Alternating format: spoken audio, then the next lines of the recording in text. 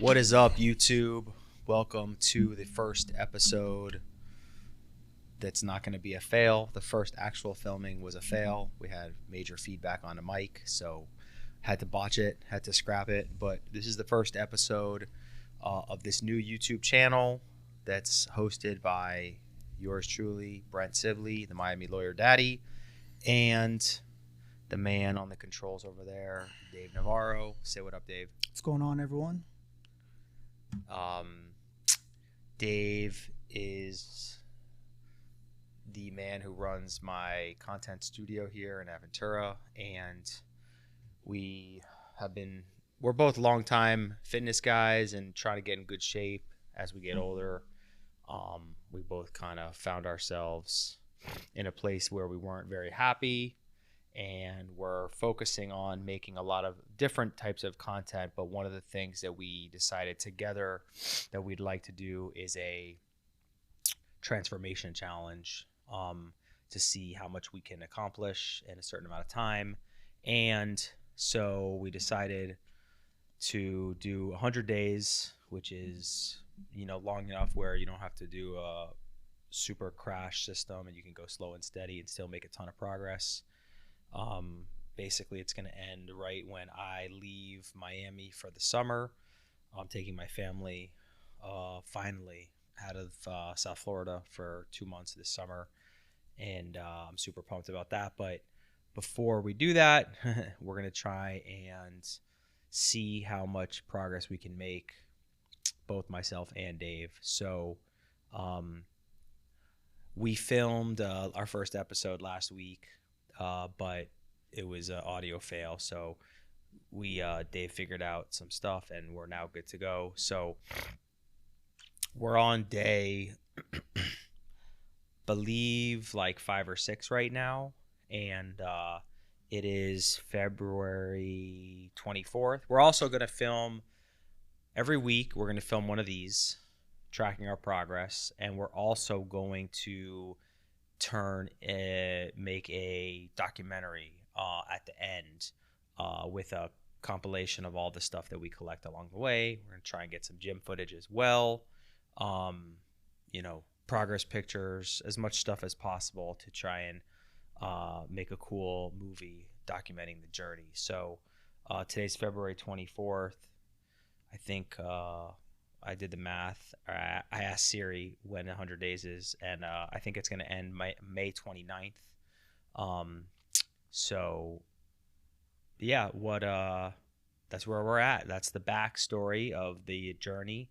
So let me throw it over to Dave and ask you, how was your first week? What do you feel? How are you feeling? First week was fine. The main, like you were touching on it, the main reason we're doing this is because we're both at a... Talk a little louder if you can, Okay. so I can hear you. We're both right now doing this because we're in positions where we want to better ourselves, and we both have been in fitness for probably quite some time, but I don't think we've dedicated, I guess, something like this where it's 100 straight days where we're going to be focused on just our stats, our mental weekly, our physical, and it's something I'm excited to do because I've done something like this similar in the past. And I've gotten in shape, but I don't think I've ever really done it more than like 2 months consistently. I've done 2 months and then I'll start taking a break. So these 100 days, it's something I'm excited for. It's a good number. We're gonna be doing a lot of videos and YouTube content for this, so we definitely have to hold ourselves accountable. Otherwise, it's gonna look like a big failure. That's something I don't want. So it's an extra step of motivation for me, knowing that we're gonna chop it up weekly and we're gonna be looking at our stats, and that just motivates me as well to make sure that I'm on point. If I ever have during the week where I'm thinking about maybe messing up or having a drink I shouldn't be having, or a chocolate bar that I shouldn't be having, I'm going to think about our meeting on Monday. And so it's something I'm excited for. I would say, sometimes people say I got to get ready for the summer. Even though Miami, it's summertime all 24/7. Yeah, there's no summer. It's always a boat day. But in my mind, it's like, okay, it is summer. So by the time we're finished, we will be done by summertime. And you'll be gone for vacation, and hopefully I'll feel confident enough to take my shirt off on some yachts. Yeah, for sure. I mean, I've never even. I think it's good to have a goal. Like, I think the 100-day transformation is great. I think it's awesome, but there's two sides to the coin. On one side, you have like a clear, you're striving to reach an endpoint. It's like it's a certain amount of time, so it makes it better in the sense that you're like, I only have 100 days to reach my goals. So like every time I make a mistake, I'm going to really pay the consequences, as opposed to when you're doing just like, well, it's a lifestyle and, this is my new lifestyle. So it's more of like a long-term healthy thing when you're doing the lifestyle. Mm-hmm. But I feel like having the endpoint really helps you to like lock in and be laser focused. Yeah. Now, of course, I'm sure people will say, well, it is a lifestyle, so you shouldn't be trying to like just be perfect for a certain amount of time. And to some extent, I actually agree with that. But it is a lifestyle, and you can still have like a lifestyle changes that you want to make and do it in a shortened time window. Is someone calling you or something? No, I'm just checking like topics and things like that. Okay, what we've okay. been talking about.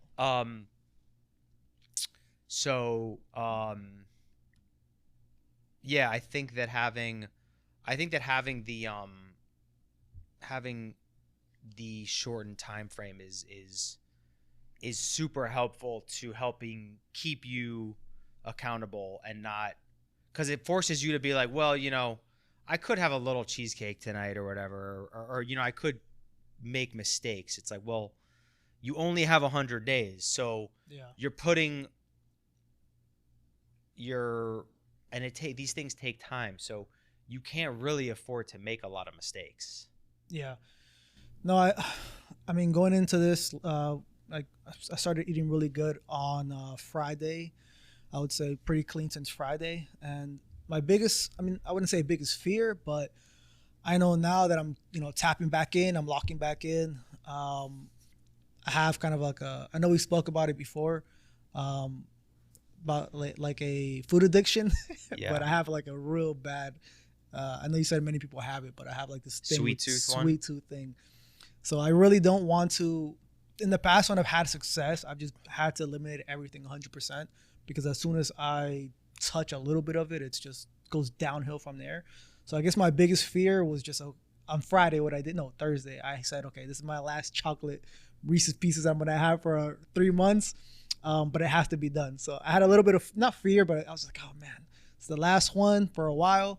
But I have to tap in. I have to lock in. I know once I switch that gear and I turn that gear on, it's just been a while since I've turned that gear on, where I'm just, all right, working out consistently. I'm eating clean. And a lot of it goes back to my sleep schedule and how it's been for the last month and a half. I've been traveling and I haven't really like been in that mental state.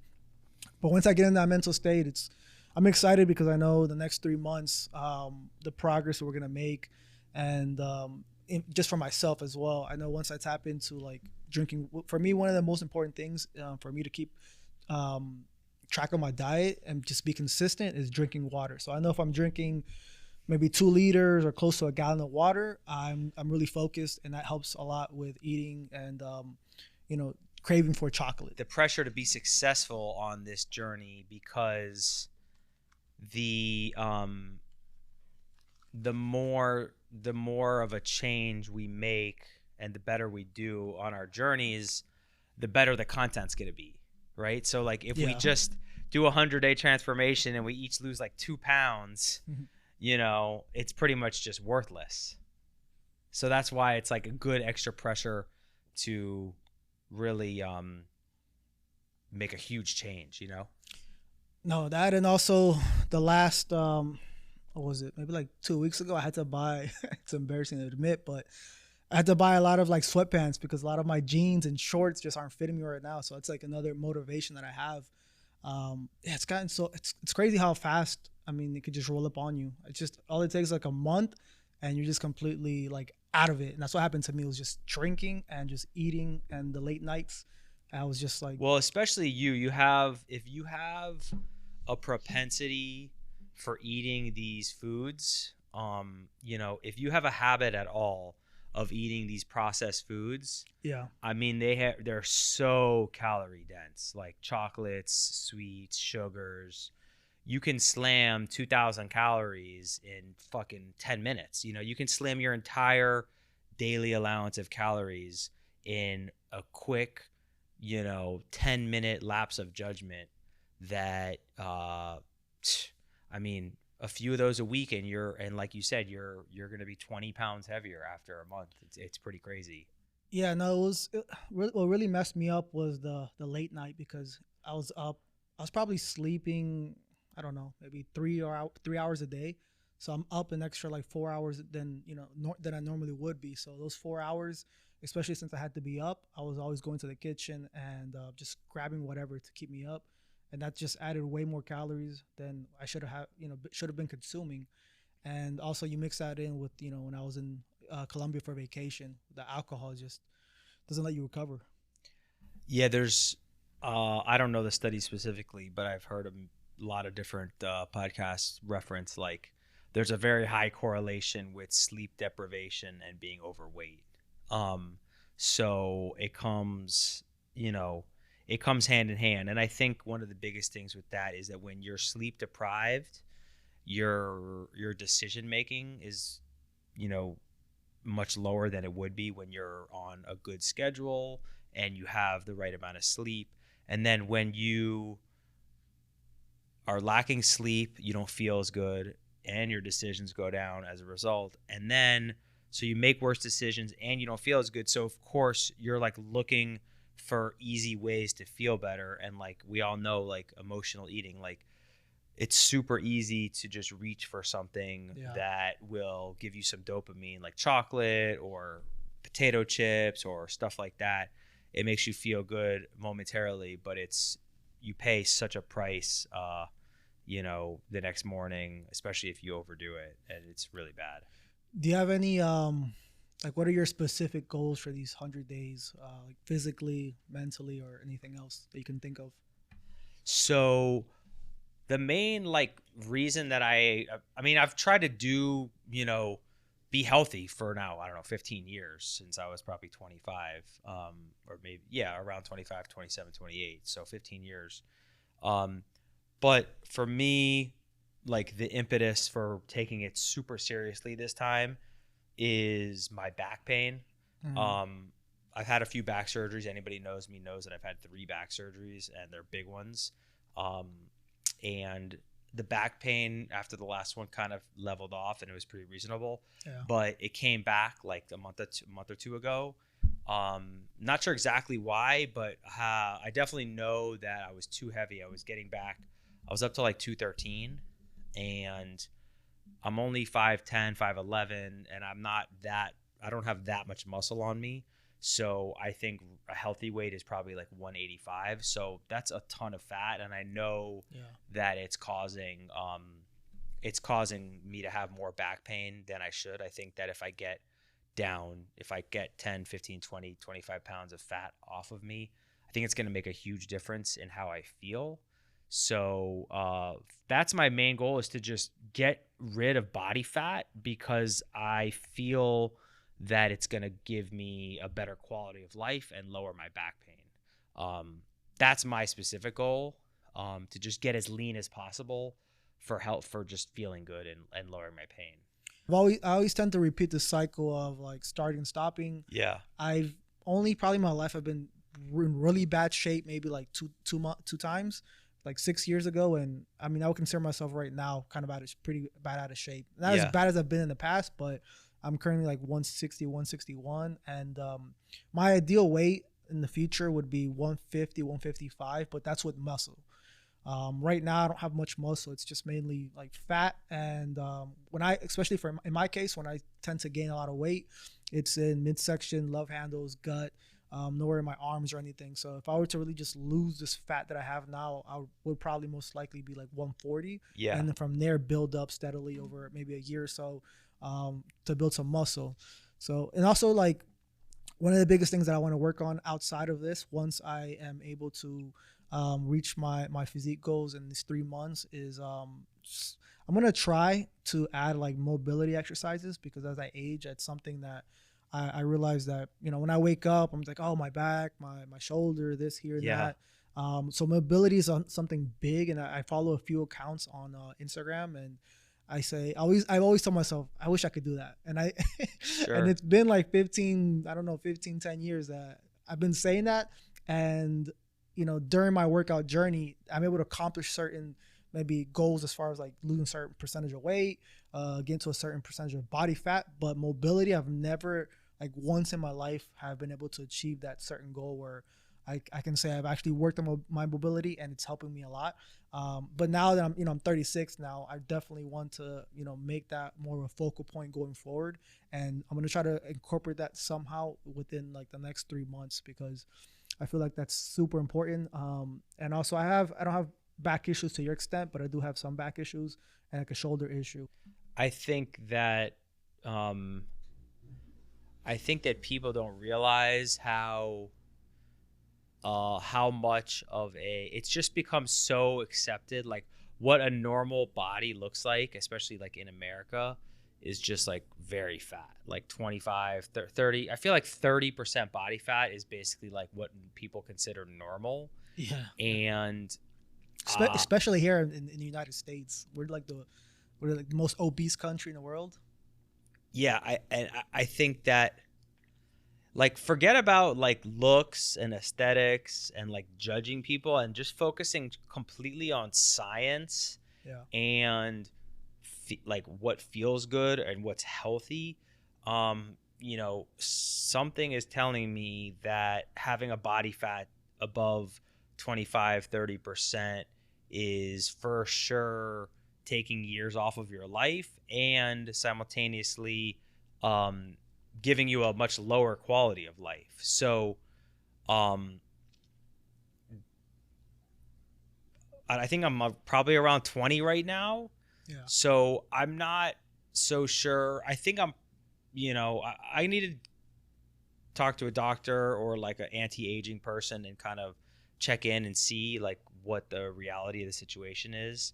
But I think I'm at a point where I'm like at a healthy quote unquote weight in terms of body fat percentage. Yeah. But I'm still carrying like a ton of fat, and I think it's the visceral fat. I watched a few videos. There's some sick videos on YouTube of like what visceral fat is. You understand the difference between visceral fat and subcutaneous fat? No, no. So basically, visceral fat is, again, I'm not a doctor. I haven't looked into this recently, but from what I remember, visceral fat is basically like the fat that surrounds your organs. Oh yeah, yeah. Versus the fat that sits on top of, on like right underneath your skin. Yeah. So subcutaneous fat is the fat right underneath your skin, and then visceral fat is like fat that like covers your organs. Gotcha. And looking at like a fatter person's a body after they die is usually when they make the videos, I guess. It is fucking disgusting to think about like your heart. The video was the one I think I remember seeing was like a video of like a 30 or 40% body fat person, or maybe 50. Yeah. Their heart, like how just like it's just dripping in fat, and it actually like has a physical, like it like exerts pressure on the heart. It makes it harder to beat.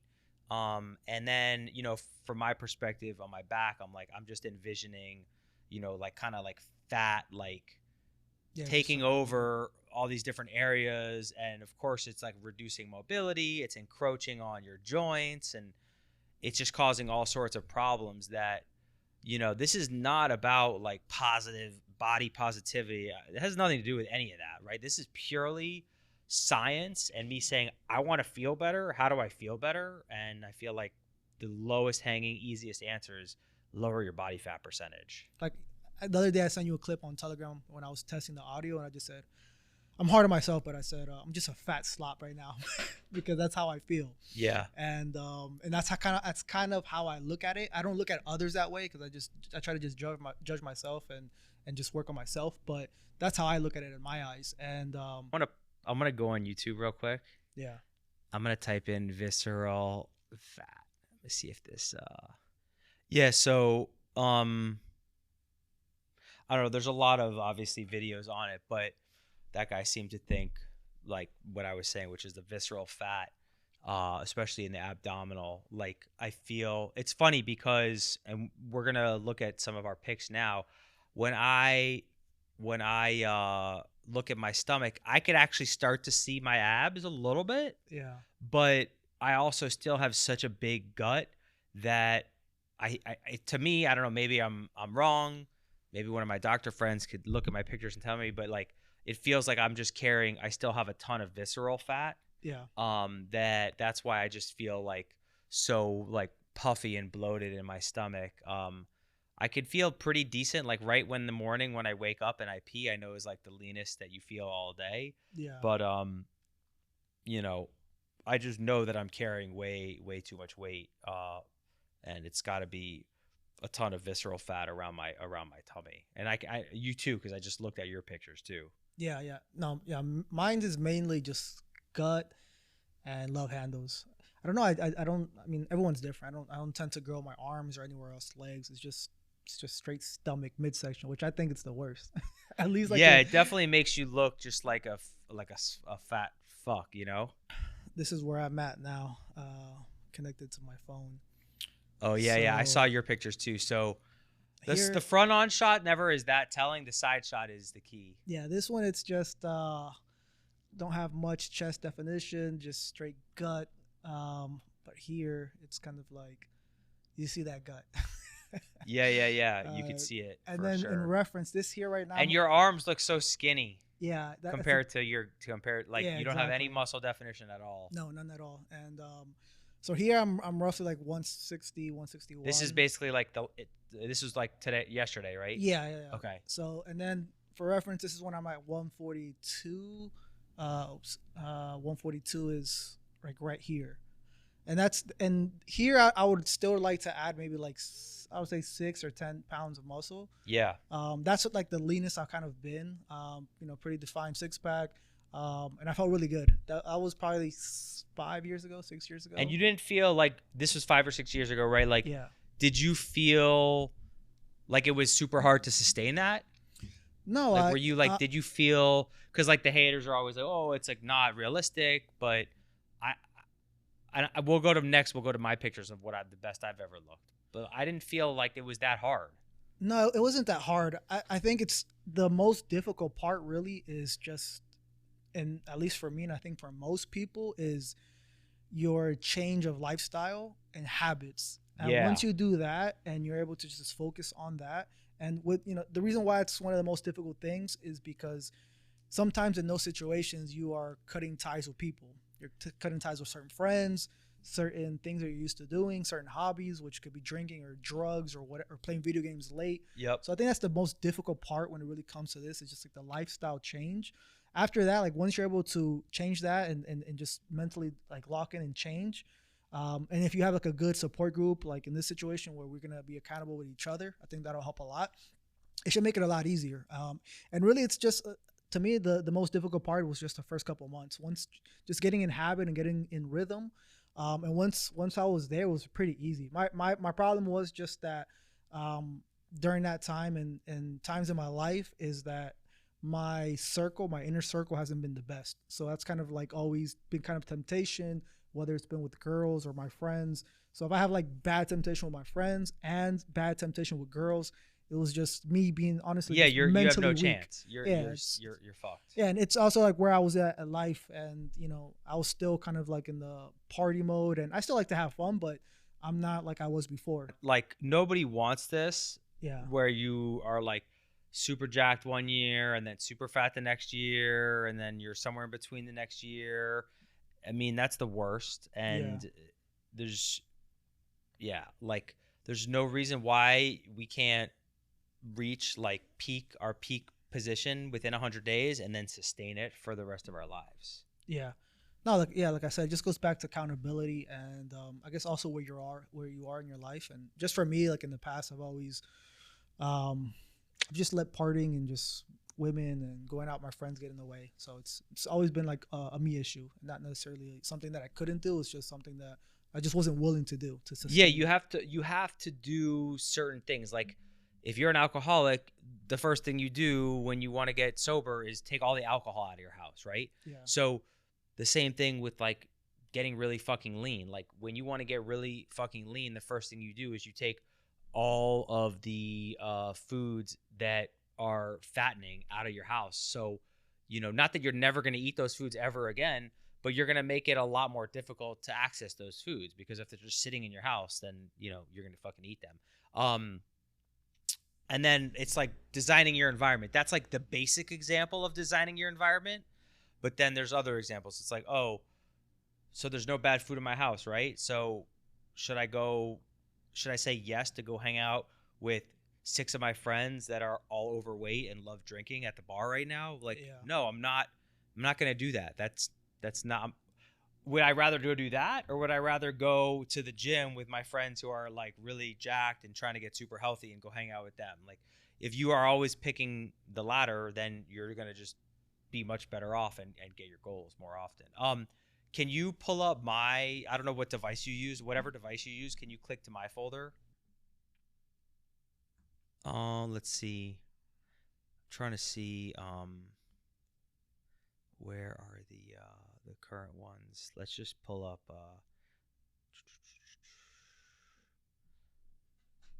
so just so you guys know, these are some screenshots from my scale over the years, so you'll be able to see that. This is I guess this is this morning. Yeah, this is this morning. So you could see February 25th at 7 a.m. So I feel like we're pretty similar in terms of body fat percentage. What do you think? Yeah, I think we're kind of similar. I mean, you have definitely more muscle mass. That's the biggest difference. Yeah, I for sure. Because even when I'm like heavy, I still lift every day. Yeah. I mean, I've been out of it for like the last 2 months, besides this week, really. So this, I'm kind of like pushing my tummy out just to kind of look as fat as possible, just in all fairness.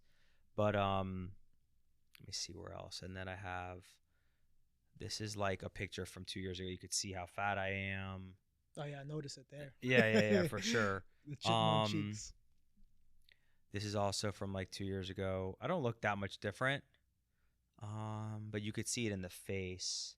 Yeah. This is also 2 years ago. I actually look kind of decent here. I would fluctuate. I would try hard. And then this is like when I got married. Like, oh wow. I'm probably like, I'm also like, I would like go to the gym, but like really minimally. So I was just really chubby. Trying to see. So like in that picture, you definitely were keeping track of your macros. No. And then this is one of the better pictures I can remember. This is a year ago. Yeah. So this is probably when I was talking earlier about when I was down to 198. This is probably, if I had to guess, like 198. I have a lot of muscle and I'm kind of lean. Yeah. Somewhat visible abs, not really. And then this is like 2 years ago. So I feel like 2 years ago I was pretty flubby. Yeah. So it doesn't take much. And then this is also like, you could see how chubby I am in my face. This is getting engaged like 5 or 6 years ago. So that's pretty much a good perspective. And then this is the high school picture. You could see I was probably like 230, just a fat fuck. Did you play any sports? Yeah, I did, but I was like never very good, so I was never taking it too seriously. And it's hard to be too good when you're that heavy. Yeah. You guys switch to so it's like, for me, it's interesting because I really only need to cut.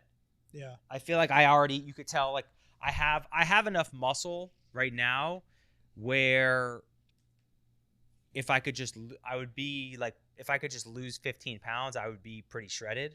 Mm-hmm. If I got down to 195, so this morning I was 209 and like 0.8, so I'm still 210. Yeah. Last week we filmed on Tuesday, I was 212, so I'm down 2 pounds and maybe a little bit, which is good. You were at 161. Give us your rundown. Yeah, so I'm at 161. I'm gonna actually measure when I start. When I really start, this stage or the beginning stages, I'm gonna keep track of my waist and my progress on the scale, and those are pictures I'm gonna take weekly. Things that I'm gonna incorporate to make my journey smooth as possible is one of the main things for me when it comes to losing fat is walking.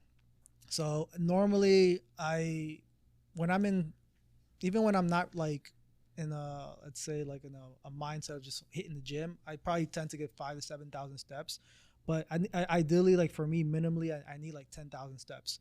But during this journey, I'm probably going to be, especially in the first few weeks, I'll probably pick it up to like 12 to 15,000 steps. I'm not going to go crazy with the deficit. I'll probably be in a 200 or 300 calorie deficit and shoot for 12 to 15,000 steps, at least for the first month. Second month, what I plan to do is pick it up 15 to 18,000 steps. And from there, I'll kind of see how my body looks and if I need a bigger deficit or not. I don't think I will because I'm going to just increase the step count. So normally, like in the past, that's what helps me like lose the weight without burning too much muscle. As far as like cardio goes, I really don't hit much cardio. Like in that picture when I was pretty lean, I really wasn't like doing cardio. I was just walking. What I did do though was jump rope maybe once or twice a week, but I have a weighted jump rope, so it helps a lot. Like it built my shoulders and my delts, my back delts. It's like there's like three, I forget the name of the company, but I have like three different. I still have it. I have like three different weights. The one is like a 0.5 and the other one's like 3 pounds. The 3 pounds is heavy. So if you slack off on the 3 pound weight and it hits your 3 shins, pound jump rope? Yeah. Oh yeah, for sure. That can make you jacked. Yeah, and it smashes into your shins. It's horrible. So when I'm definitely hitting the 3 pound jump rope, I'm like super focused. But I tend to do it maybe once or twice a week. So as far as cardio goes, that's probably the only thing I'm going to do besides walking. The rest, I'm going to focus on lifting weights, sleep, certain supplements. I take magnesium at night to help me sleep. What else? Protein shakes, probably maybe some BCAAs. I haven't been doing, I think protein shakes are much better for bulking. Yeah. Like I think for cutting, I think that Whole Foods is the way to go. Yeah, it's better. Or I ordered some shakes where it was like the replacement meals just to help me out, just in case if I feel lazy for the first week, just as I get back into like that mindset. I mean, I feel like for sure where you were at versus where you're going to be, as long as you're just reasonably within normal parameters, like good sleep schedule, mostly whole foods, no junk food, you're going to start seeing some benefits quickly. But in order to, get the maximum result, you're going to want to be perfect. I would definitely consider adding some cardio, some traditional cardio, at least a couple times a week.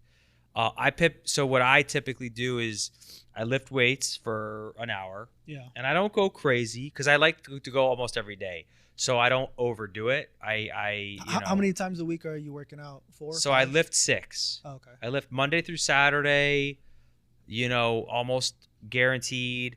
I miss a day here and there. Like if I stay up super late one night playing cards and I know that I'm just off my game, so I'll skip a day. Yeah. Or I'll just go really light. Are you good with like lower body? So I can do all different areas. I just have to be careful. Like I don't do squats because of my back. I don't do deadlifts because of my back. But I do lunges and I do like hamstring curls. So, and again, I am not like, I would like to be jacked, but I'm not a bodybuilder. So I don't care about like having perfect, I don't care about targeting every single perfect, muscle fiber of each region perfectly. Like I'll hit, like today was chest. So I did a few different pressing movements and a few fly movements, and that's it. And then I'm done, you know? Yeah. And then what I do is I do a little bit of core pretty much every day just to kind of train my back and get my back feeling limbered up and stretching out those low back muscles. And then I do a half an hour of incline walking. So you like to walk anyway. If I were you, I would add, you know, if you do two walks, if you do your workout, Yeah. and then you do a half an hour walk, but you add an incline, you can get your heart rate to 140, which is money. It's enough to really count as cardio.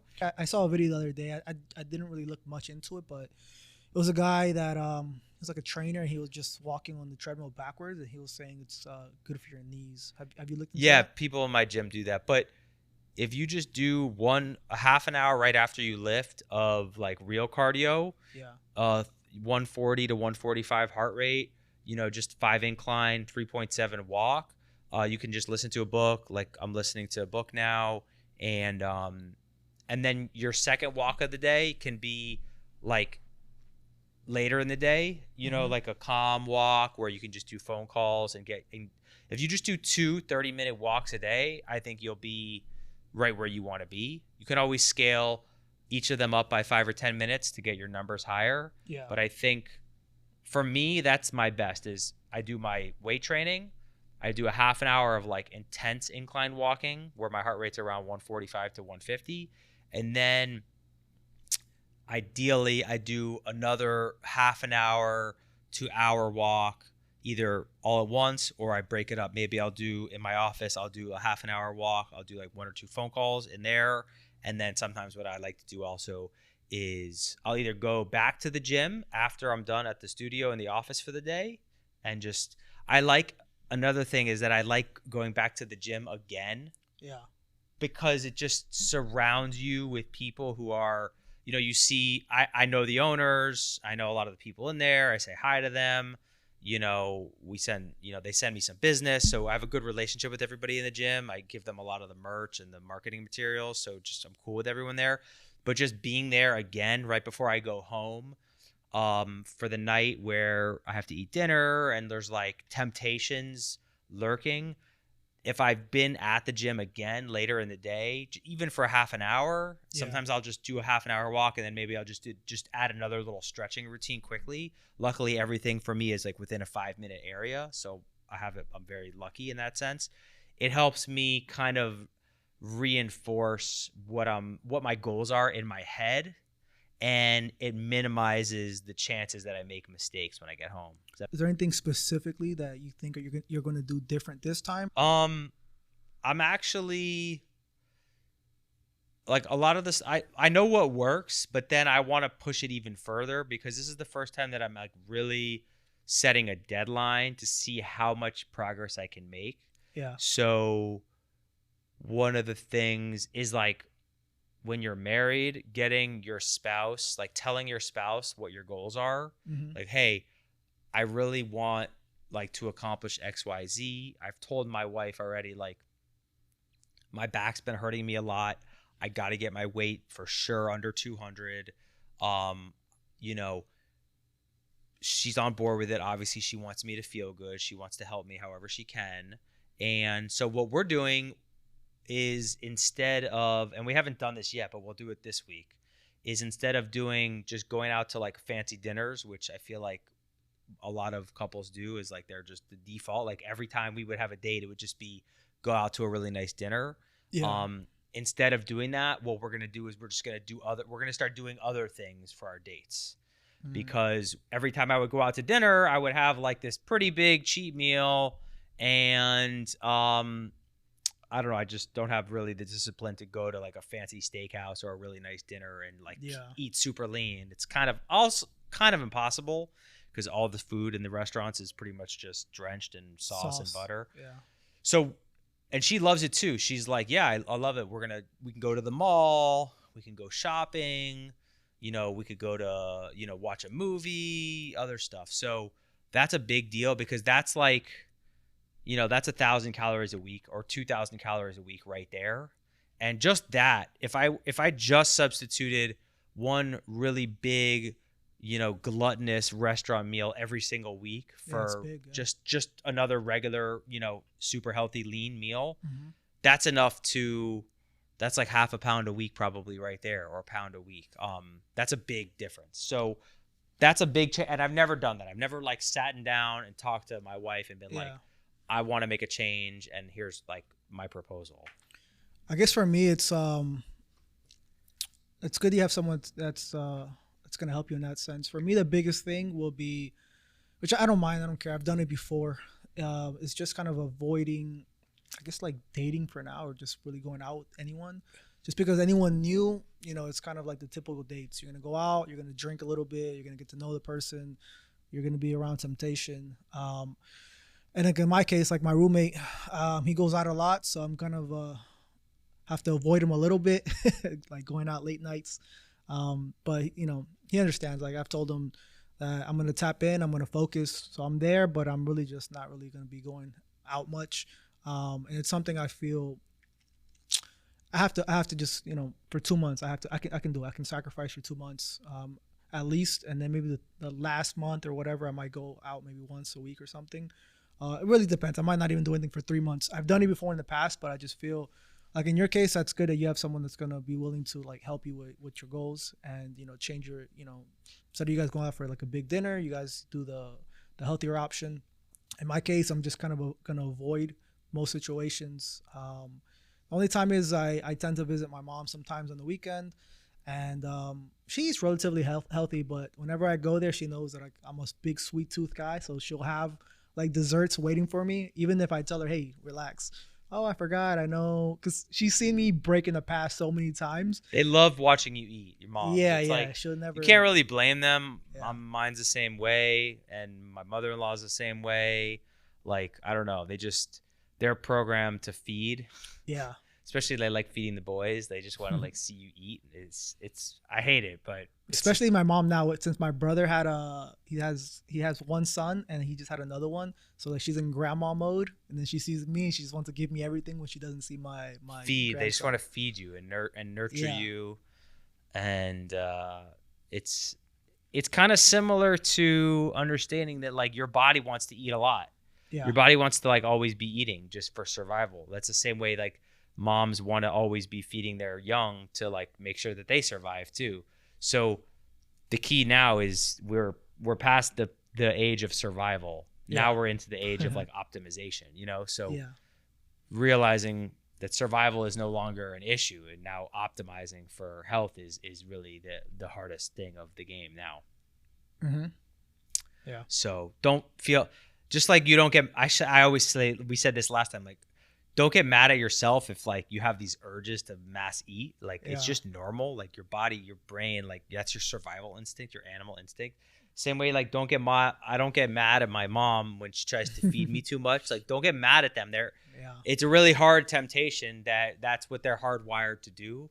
So just try, and I think it's good to just be like, see above it and be like, look, I understand what's going on here. Like this is my body, or this is the biological, systems that are kicking in. And I'm more evolved, I can see past that. I don't have to fall victim to that. No, for sure. No, I love my mom. Just gonna tell her this is the last time you're gonna hear me say I'm gonna restart. Yeah. Yeah, for sure. I mean, stopping and starting, like, losing 10 pounds, gaining 10 pounds. It's no, it's so demoralizing. It's I'm just kind of like over the whole cycle, and if you ever hear me having this conversation again, just slap me. So today's Monday. We're basically at like how many days until May 29th? So it's 94 days. We have 94 days left. Means we're 6 days in.